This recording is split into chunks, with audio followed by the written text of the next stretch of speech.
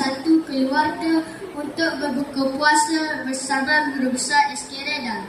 Sketsa ini bermula apabila Gmail telah dipilih oleh Guru Besar SK Redang sebagai wakil murid untuk memulakan program berbuka puasa di rumah murid anjuran Panitia Pendidikan Islam.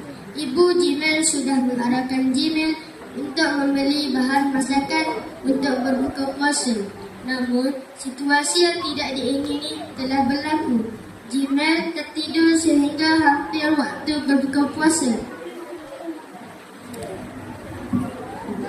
Gmail, mana barang ibu suruh beli tadi? Sudah.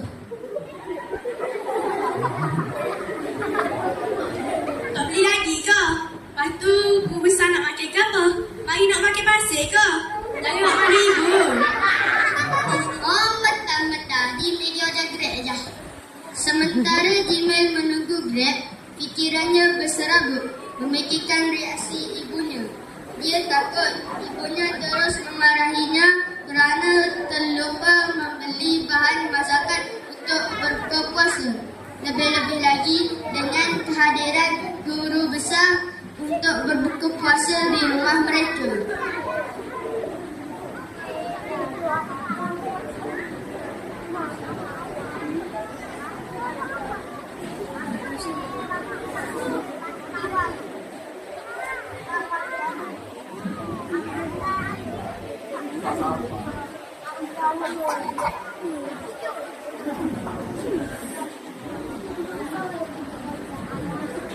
Sebaik Guru Besar tiba di rumah, Ibu Gmail melangkah ke pintu dengan segera. Ibu Gmail mengukir senyuman dan menyapa dengan mesra.